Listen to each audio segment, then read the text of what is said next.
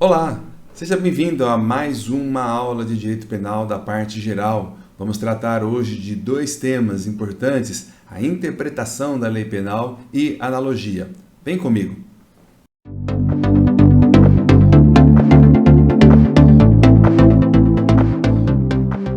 Vamos falar então sobre interpretação da lei penal.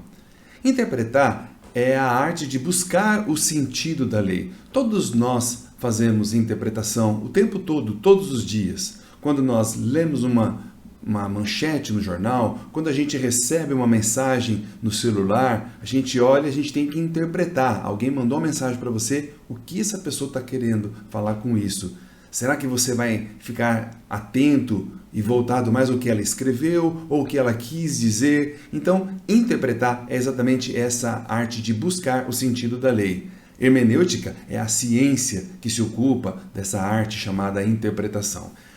Quando se faz exegese, é exatamente não a ciência, porém a própria atividade de interpretar, é a prática. Você diria, eu vou fazer uma exegese agora, vou pegar esse livro, vou lê-lo, vou interpretar e vou fazer uma interpretação, uma exegese.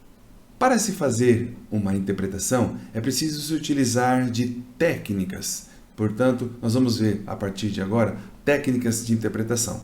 O autor Savigny, em 1814, já falava de alguns critérios de interpretação que são utilizados até hoje, sim, embora seja muito antigo. A chamada interpretação gramatical, interpretação lógica, interpretação sistemática e interpretação histórica. Vamos estabelecer, portanto, 3 critérios para se estudar a interpretação, ou seja, como fazer a interpretação. Primeiramente, vamos entender os critérios quanto ao sujeito, quanto àquele que fornece os critérios para se realizar a interpretação, ou seja, a origem, de onde veio o critério para que seja utilizado na interpretação. Depois, nós vamos estudar quanto aos meios e quanto aos modos de se realizar a interpretação e, por último, quanto aos resultados. Primeiramente, quanto ao agente. Fala-se em interpretação autêntica, jurisprudencial e também doutrinária. A autêntica é aquela cujo critério para se realizar uma interpretação parte do próprio legislador, ou seja, da própria lei. Quem elabora a lei é que fornece o critério para se realizar a interpretação. É a origem do critério. Pode ser contextual quando esses critérios vierem inseridos na própria lei. Ou seja, se o Código Penal nos diz sobre os crimes praticados por funcionário público, lá no artigo 312, por exemplo, o próprio artigo penal, no artigo 327, traz o critério de o que se entende, na verdade, por funcionário público. Então, veja, está no texto do Código, no texto da lei, por isso ele é chamado de contextual. Não contextual é aquela que não vem inserida na própria lei que você vai interpretar. Então, ela pode ser fornecida por outras leis. Ela parte da mesma origem do próprio Poder Legislativo, porém não no próprio contexto da lei, no próprio texto, na verdade, da lei, e sim em outras leis, em outras normas jurídicas. Mas ela é autêntica. Por quê? Porque é um critério fornecido pelo próprio agente que elaborou a lei, que criou a lei. Por isso, ela é chamada de autêntica. O que é importante observar é que a interpretação autêntica ela tem força obrigatória de se acatar. Por quê? Porque ela vem da própria lei, ou na lei que você está interpretando, ou em outra lei. Então, ela tem força obrigatória, deve ser utilizada. As outras duas, que é a interpretação jurisprudencial e doutrinária, elas não têm força obrigatória. Por quê? Porque a interpretação jurisprudencial, como está ali no seu slide, é aquela que é realizada pelos juízes, pelos tribunais. É a jurisprudência, é a decisão reiterada e constante sobre um determinado caso. Então, se interpreta que o Tribunal de Justiça do Estado de São Paulo, por exemplo, vem interpretando que o crime, o tráfico privilegiado ocorre nessas e nessas situações. Veja, não tem força obrigatória, por quê? Porque ela é uma interpretação dos tribunais, e os tribunais devem acatar primeiramente o que está na lei. Então não é obrigatório um magistrado, um juiz, atender a uma decisão que foi interpretada por outro tribunal.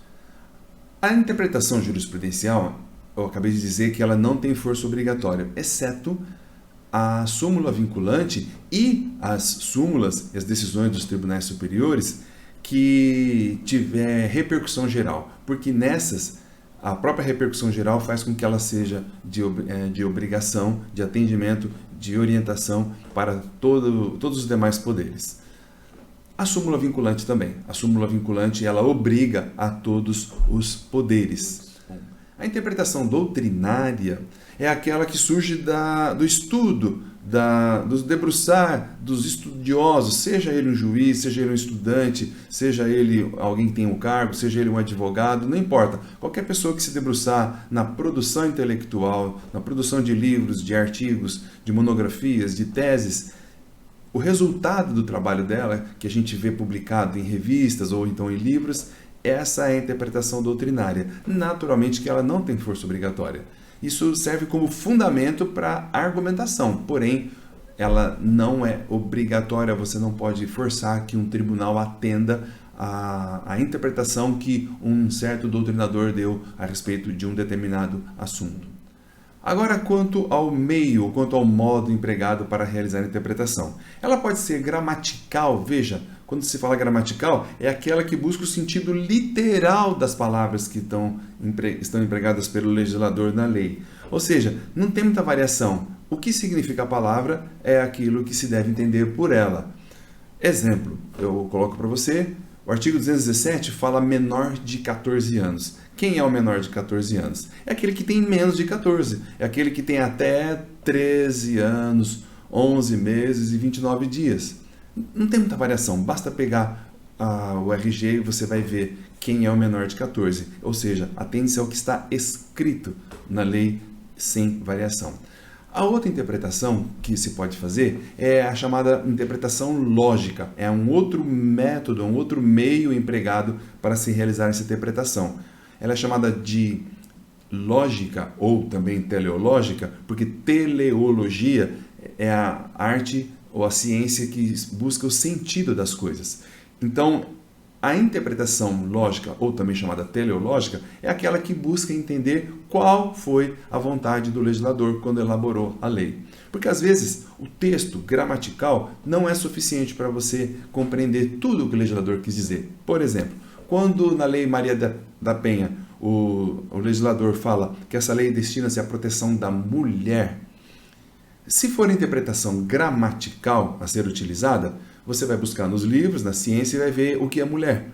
Os órgãos que fazem parte do corpo da mulher são diferentes dos órgãos que fazem parte que compõem o próprio corpo de um homem. Essa seria uma interpretação gramatical. Porém, talvez ela não seja o suficiente. Tanto é que, atualmente, as pessoas que são trans, elas são entendidas e compreendidas, na sua maior parte do direito, até mesmo no âmbito do direito penal, como mulher. Se foi feita a cirurgia de transgenitalização ou não, pouco importa. Tem se entendido, até por interpretação do princípio da dignidade da pessoa humana, que a mulher é aquilo que o legislador buscava proteger, sendo ela uma interpretação gramatical ou não. Ou seja, busca-se o sentido da própria lei, o que o legislador quis. É a interpretação que busca a finalidade da lei teleológica, portanto. E assim, quando se fala em interpretação sistemática, procura-se interpretar algo que a lei diz, não buscando exatamente a literalidade da palavra e nem mesmo o sentido que o legislador quis dizer, e sim como aquela palavra é utilizada, analisando-se um sistema todo, o Código Penal todo, o ordenamento jurídico todo, o que se pretende com aquele tipo de critério que é fornecido. Exemplo, quando se estuda no Código Penal os crimes contra o patrimônio, então procura-se interpretar a lei de acordo com aquele sistema que o Código Penal utilizou para separar os bens jurídicos. Depois tem os crimes contra a dignidade sexual. Então são categorias diferentes que o legislador utilizou no momento de colocar a lei. Então deve-se fazer uma interpretação analisando-se o Código Penal sistematicamente. Às vezes, os termos, as palavras, poderão ter um sentido um pouco diferente, considerando onde o próprio legislador fez a sua observação. Um exemplo de interpretação sistemática seria aquela no artigo 141, inciso 3º do Código Penal, que nos diz o conceito de várias pessoas. Mas o que são várias pessoas? Veja-se que em algumas partes da lei penal, o legislador quer dizer 3 ou mais pessoas. Às vezes ele quer dizer mais de 3 pessoas. Para você saber a palavra várias, o que significa, é necessário você analisar o Código Penal e ver, dependendo do lugar onde ele estiver escrito, ou em qual legislação ele estiver escrito, qual foi o sentido sistemático que o legislador quis aplicar aquele termo, aquela lei. Quanto aos resultados que se pretende com uma interpretação, é importante também se analisar se o legislador quis apenas e tão somente estabelecer aquele critério, partindo, por exemplo, de uma interpretação gramatical e apenas declarar o próprio sentido da lei, nem além e nem aquém, que seria essa interpretação declarativa, ou seja, é aquela que busca declarar o sentido linguístico literal da lei. O outro critério é a interpretação restritiva. Como é? A restritiva é aquela que o legislador disse mais do que ele queria dizer, mas é preciso que o intérprete reduza um pouco o âmbito de aplicação daquilo que o legislador gramaticalmente escreveu, porque senão ele não vai entender exatamente o que ele quis dizer. Exemplo, coloquei para você, artigo 28 do Código Penal diz lá, não exclui a imputabilidade a embriaguez. Se você for analisar gramaticalmente, dá a impressão que nunca a embriaguez será considerada como uma circunstância que afasta a imputabilidade, ou seja, o agente não poderia ser punido, não seria culpável. Mas não é bem assim, porque o próprio artigo 26 e o parágrafo 1º diz lá de uma espécie de embriaguez que sim pode interferir na análise da culpabilidade. Então veja, quando no artigo 28 se diz que não exclui a imputabilidade, você tem que ler isso com uma certa ressalva. É o que fala assim, então, em interpretação restritiva, é aquela que diminui o sentido da lei. A outra é a interpretação extensiva, ao contrário, é aquela em que o legislador disse menos do que ele queria dizer, ou seja, na literalidade, na utilização do critério gramatical, é preciso você ir além dele, você precisa ampliar, porque senão não vai entender totalmente o que o legislador quis dizer. Exemplo, quando o legislador estabeleceu o crime do artigo 235, o crime de bigamia, a palavra bi significa 2. Então, quem já é casado e contrai novo casamento, um segundo casamento, 2 casamentos, sendo casado, ele pratica esse crime. Tá, mas e se ele casar de novo pela 3ª vez e pela 4ª vez sendo casado? Também é bigamia. Ah, mas 3, 4 vezes não é bi, né? É verdade, tudo bem, quando ele usou a palavra ali, bigamia, ele pensou numa 2ª vez, mas amplie isso, estenda esse sentido para 3, 4, 5 vezes se o indivíduo casar-se já sendo casado. Outro artigo que eu coloquei também de exemplo é o perigo de contágio venéreo, porque o perigo de contágio venéreo fala em causar perigo a alguém tendo alguma doença venérea, ou seja, o agente que, sabendo que tem uma doença venérea, exemplo, sífilis, ele expõe as pessoas em perigo realizando, por exemplo, relações sexuais sem avisar a pessoa. Só o fato de expor a perigo já é crime. Tá, mas aí, e se ele efetivamente causar a doença na pessoa? Também se inclui. Então, é preciso ir um pouco além do que o próprio legislador quis dizer, estendendo, ampliando um pouco mais do que a palavra literal do texto da lei. E a última interpretação desse critério é a interpretação analógica. Veja que é muito importante você entender. Interpretação analógica é diferente de analogia. Analogia nós vamos falar daqui um pouquinho. Interpretação analógica ocorre quando um legislador ele emprega as chamadas fórmulas casuísticas, ou seja, ele coloca alguns exemplos, ele relata algumas hipóteses em que deve-se entender aquilo que ele quer falar. E aí, em seguida, ele usa algumas expressões genéricas, abrindo-se e permitindo que outras sejam inseridas. Então, quando, por exemplo, no artigo 171, que define o crime de estelionato, o legislador ele coloca lá que a fraude pode ser praticada, a obtenção da vantagem, a fraude, mediante ardil, mediante engodo. Aí ele fala, ou qualquer outro meio fraudulento. Então, veja, o legislador já estabelece algumas fórmulas, ele já nos diz o que se entende por obtenção fraudulenta de vantagem, como o ardil, e aí ele abre para ou qualquer outro meio. Então, ele quer dizer, o legislador quer dizer, qualquer tipo de fraude pode se enquadrar no estelionato. Essa, aquela ou qualquer outro. Então, sempre que o legislador empregar algumas fórmulas dessa e depois ele amplia, dizendo ou qualquer outro meio parecido, qualquer outro meio semelhante, isso se fala em interpretação analógica. Muito bem, agora nós vamos falar sobre analogia.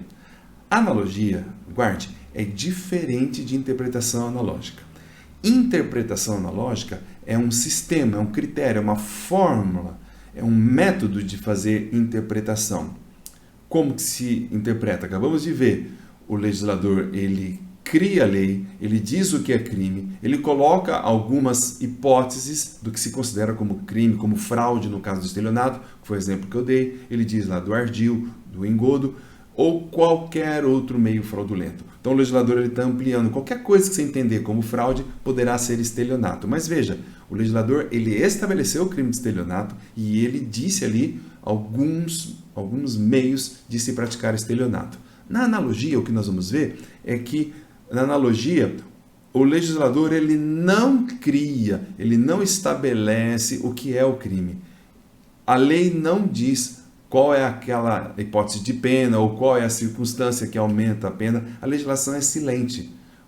Não se pode fazer analogia, nós vamos ver já, em direito penal, quando ela vem prejudicar o réu. Por quê? Porque o intérprete, ele não pode dizer, a lei não falou nada, então eu interpreto e eu acho que isso aqui deve ser crime. Não, isso não pode. Você não pode acrescentar à lei termos que não estão na própria lei, ok? Vamos analisar isso então, vem comigo. Quando a gente fala em analogia, analogia é uma das fontes formais indiretas do direito penal. Nós já vimos que fonte formal direta e imediata do direito penal é a própria lei. É dela que o intérprete deve se valer. Ele busca a lei para interpretá-la com os diversos critérios que nós já analisamos. Acontece que pode ser que a lei seja omissa em relação a um determinado circunstância, determinado fator social. Portanto, o julgador, ele pode se utilizar de outras fontes indiretas para fazer a aplicação da lei penal, que seriam os costumes, os princípios gerais do direito e a analogia.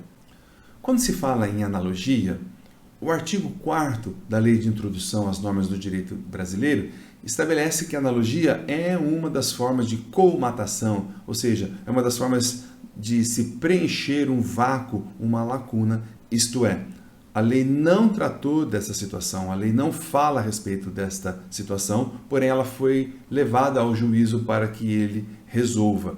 Então, se a lei não fala, poderá o juiz se valer da analogia, desde que, vamos ver, anotado ali embaixo, importante, desde que essa interpretação, esse preenchimento feito pelo juiz de um espaço, de uma omissão da lei, isso seja para beneficiar a pessoa, jamais para prejudicar. Algo que é muito importante se ter em mente é que a analogia pode sim ser utilizada como uma fonte formal indireta do direito penal, desde que seja para interpretar ou mesmo aplicar e decidir um caso para beneficiar o agente, o criminoso. Jamais pode se utilizar da analogia para criar um crime novo, para aumentar uma pena, para aumentar uma circunstância que vai prejudicar a pessoa. O direito penal não admite isso, mas nas falhas, na omissão da lei, é possível sim se utilizar da analogia para beneficiar a favor do agente que está sendo imputado de um crime. Vamos às espécies de analogia.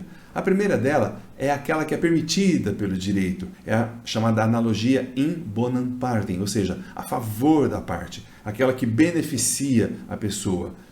Veja, exemplo, quando o legislador ele permite no artigo 128 que o médico pratique o aborto quando decorrente de estupro, veja-se que o estupro está previsto no artigo 213 do Código Penal. O legislador não colocou ali estupro e estupro de vulnerável. Acontece que em 2009 entrou na nossa legislação esse novo crime chamado estupro de vulnerável, que é o artigo 217, letra A. Mas então, se o legislador não fala nada, se o aborto é decorrente de estupro de vulnerável, porém, de maneira analógica, ou seja, fazendo-se analogia, já que ele diz que o 213, que é o estupro, é uma permissão para se fazer o aborto, né, quando decorrente de estupro, então, quando decorrente de estupro de vulnerável, também, porque isso vai afastar a responsabilidade do médico. É para beneficiar o médico, veja, não é para incriminar o médico, ok? Outra espécie de analogia é a analogia em malam partem, que é aquela que é empregada para prejudicar aquele que está sendo imputado de um crime. É aquela que vai piorar a situação do réu. É aquela que vai aumentar a pena, é aquela que vai criar uma situação que o legislador não estabeleceu, mas isso estaria prejudicando a pessoa, talvez até imputando a ela um crime que sequer está escrito na lei. O exemplo que eu coloco para você é o exercício ilegal da profissão de médico, dentista e farmacêutico.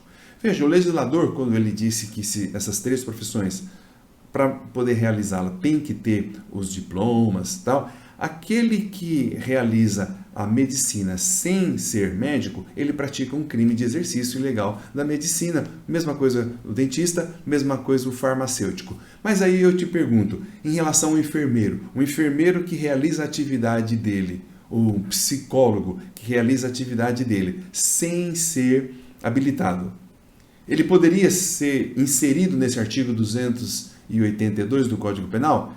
Então, um psicólogo que não tem formação e está exercendo a psicologia, pode ele, na interpretação, entrar nesse rol? Não, não pode, porque você estaria incriminando uma conduta que o próprio legislador não estabeleceu como crime. Não pode aumentar o rol de possibilidades de crime. Aqui não está afastando o crime para beneficiar a pessoa. Muito pelo contrário, está inserindo ela num rol, sendo que o próprio legislador sequer estabeleceu. E muito importante, essa analogia in malam partem, ou seja, em prejuízo da parte, ela não é admitida de forma alguma no direito penal. E para encerrar, a outra espécie é a chamada analogia contra legem. Por que contra legem? Porque se o legislador estabeleceu algo que já está na lei, ele já inseriu na lei, não pode alguém pensar em resolver uma causa interpretando, trazendo de um outro ordenamento, tentando resolver uma lacuna contra algo que já está estabelecido. Então, se a analogia é aplicar a um fato, esse seria um conceito de analogia, aplicar a um fato não previsto na lei, algo em que a lei é omissa, uma hipótese em que a lei não tratou, se a analogia é se utilizar de outros dispositivos, de outras leis, para trazer aquela situação e completar de modo que o juiz possa dar uma resposta, naturalmente que se a própria lei já estabelecer qual é o critério, se ela já estabelecer qual é o crime, se ela fala qual é a pena, não pode se utilizar de outro. O juiz, por exemplo, não pode falar, eu acho que o que está na lei não é correto, eu vou utilizar de outra lei para resolver esse caso, porque eu não concordo com o que esteja na lei. Não pode, porque essa seria uma analogia contra a lei, contra legem. Fala-se também em analogia legal e jurídica, outra subdivisão, legal quando se aplica uma lei a um fato que não está previsto na lei. Enquanto a analogia jurídica seria aplicar a um fato não previsto em lei, aplicar princípios gerais do direito ou os próprios costumes. Mas veja, isso não seria exatamente uma analogia, porque se vai aplicar os princípios gerais do direito, então isso deixa de ser a analogia. Depois eu estabeleço para vocês, eu trouxe aí uma jurisprudência em que o próprio legislador do STF, os ministros, eles dizem que não cabe analogia. Você pode ler isso de maneira com um pouco mais de calma depois. Enfim, nós terminamos aqui esse bate-papo. Obrigado por estar comigo e até uma próxima aula.